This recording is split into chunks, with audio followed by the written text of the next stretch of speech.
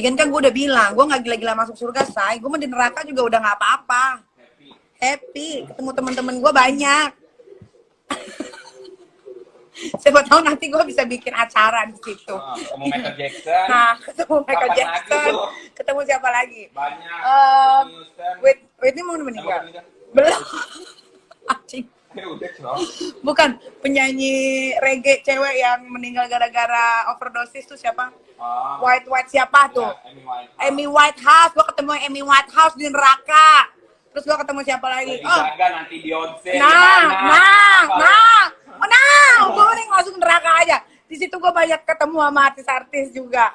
Bukan artis Indonesia ya, males banget. Kita bisa podcast di neraka.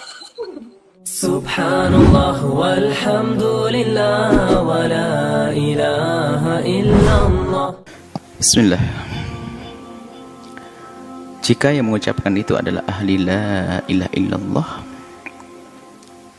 maka kita ucapkan innalillah. Karena itu bencana besar. Dan hendaknya kita tidak terima dan sedih. Karena ahli la ilaha illallah itu telah masuk wilayah aman dan iman. Tiba-tiba kok punya ungkapan-ungkapan semacam itu, artinya dia telah kecelakaan berat. Kalau ada seorang hamba yang berkata semacam itu, maka dia telah kecelakaan besar. Kita harus sedih. Dia mendapatkan musibah. Bukan saja tabrakan mobil retak kepalanya, bukan, tapi imannya yang hilang. Harus sedih kita dengar orang semacam itu. Kalau dia memang ahli la ilaha illallah tiba-tiba mengucapkan seperti itu, sedih. Ya kita doakan semoga dapat hidayah dan sadar kalau ada orang semacam itu.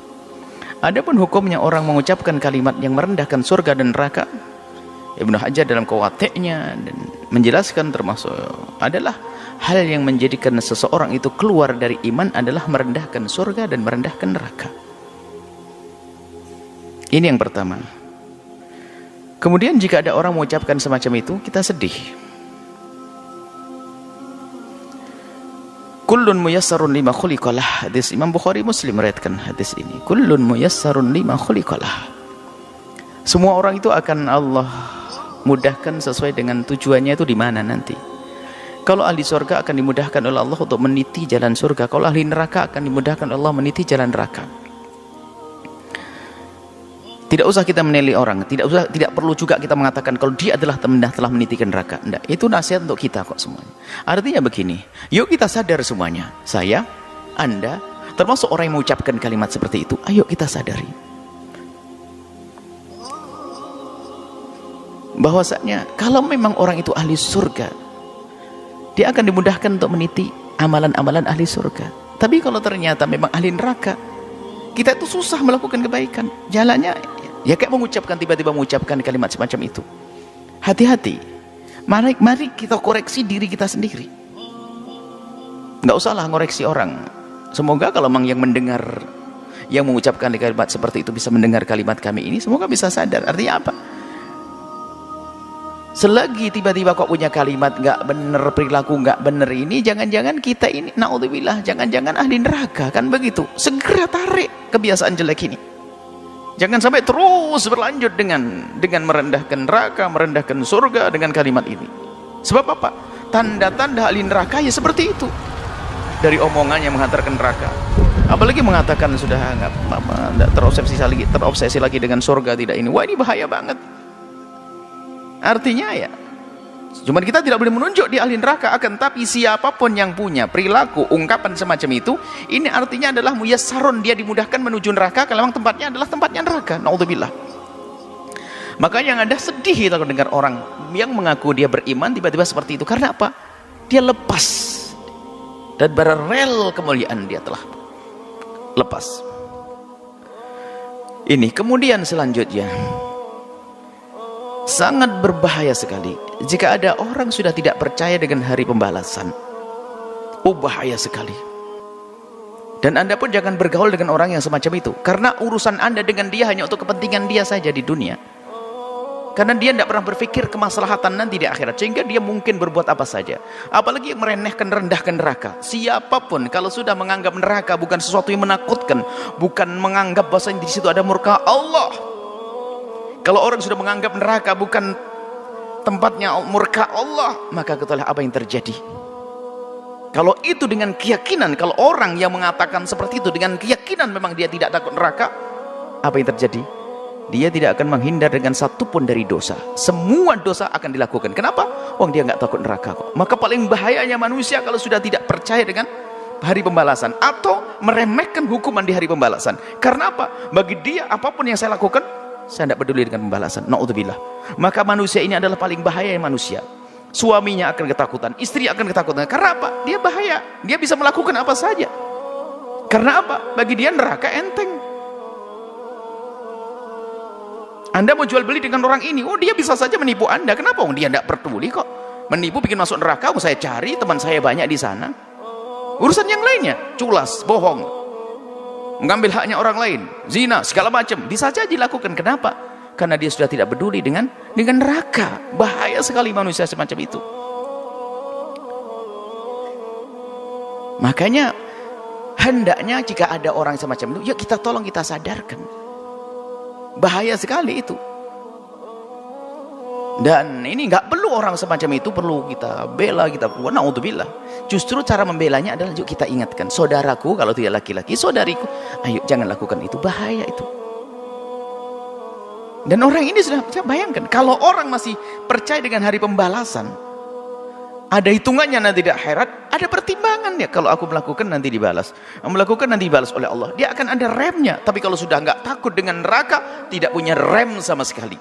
Bahkan juga tidak ada kerinduan melakukan kebaikan. Kenapa? Dia nggak peduli dengan surga kok. Mau melakukan kebaikan nggak ada. Saya akan berbuat baik kalau dia ada keuntungan buat saya sekarang. Makanya apa yang dilakukan? Pamrih semuanya. Tidak akan tulus dia. Maka bahaya orang semacam ini. Na'udzubillah. Maka ayo kita doakan jika ada orang-orang semacam ini, semoga Allah memberikan hidayah. Sedih kita. Bahaya sekali duduk. Kita takut duduk dengan orang-orang semacam itu. Kenapa? Tidak ada berhitung. Nggak ada remnya. Nggak ada remnya. Karena berdosa bagi dia menghantarkan dia ke neraka, dia bangga dengan neraka, na'udzubillah. Atau memang sudah tidak punya iman dengan neraka, Masya Allah. Ini seperti itu. Jadi tolonglah, kalau memang ada, saya tidak ngerti apakah banyak atau ada, betul ada. Kalau memang ada orang mengucapkan hal yang demikian itu, yuk kita doakan semoga diberi kesadaran, karena bahaya sekali dengan dia. Bahkan kalau di masyarakat kita orang semacam itu paling bahaya. Dia bisa melakukan apa saja. Kenapa? Karena dia sudah tidak takut neraka. Diajak kebaikan kayak apapun nggak bisa. Kenapa? Pertimbangan dia adalah dia tidak senang, tidak merindukan surga lagi. Allah apa yang dicari? Yang dicari adalah asalkan dia punya keinginan terpenuhi, selesai. Bukankah itu paling bahaya manusia? Bisa menjadi orang paling rakus, orang paling jahat, orang paling kena. Kalau tidak segera dia sadar. Maka kalau ada orang-orang semacam itu dari umat la ilaha illallah, kita doakan semoga Allah beri kesadaran, karena dia bahaya sekali, bahaya sekali, bahaya sekali, dan nular penyakit ini. Apalagi jika ini dilakukan oleh seorang tokoh besar misalnya, atau orang yang punya ketenaran, mempengaruhi ke bawah semuanya. Maka jangan sampai kalau memang itu seorang ustadz tiba melakukan guyonan begitu akan kagum, atau seorang apa saja. Kalau ini akan mempengaruhi, na'udzubillah. Kalau dia punya nama akan terpengaruh orang lain, lebih banyak yang tersesat, na'udzubillah. Maka kami ingatkan kepada siapapun, hati-hati dengan orang-orang semacam ini. Pertama doakan dan jangan dekat-dekat, jangan berurusan dengan mereka. Karena apa? Dia punya racun yang membahayakan. Karena apa? Dia sudah tidak takut neraka, nggak ada remnya. Kalau dia punya kekuasaan akan habisin semuanya demi kesenangannya. Kalau dia punya keahlian akan dihabiskan keahliannya untuk menuruti kesenangannya. Nggak ada hitungan surga, nggak ada hitungan neraka. Itu manusia berbahaya. Semoga Allah menjaga kita semua, menjaga iman kita semuanya, dan semoga semua yang kita lakukan di dunia ini diridhai oleh Allah, dan Allah pilihkan jalan yang Allah ridhai. Yang pelaku dosa Allah ampuni, dan siapapun yang kepleset lesannya salah, semoga segera sadar sehingga kembali. Allah Maha Kasih kok. Maka kalau orang-orang yang mengatakan semacam itu, pintu maaf Allah luas. Segera minta maaf dan tanamkan rasa takut ke neraka, rindukan kepada surga dan ridho Allah Subhanahu wa taala. Maka setelah itu apa? Anda akan diampuni oleh Allah dan selesai kisahnya. Jangan teruskan dengan sifat-sifat sombong dengan surga, yang tidak lain adalah sombong dengan Allah, kepada Allah Subhanahu wa taala. Sombong dengan neraka tidak lain adalah sombong kepada Allah Subhanahu wa taala. Na'udzubillah. Semoga Allah mengampuni semuanya. Wallahu a'lam bishawab.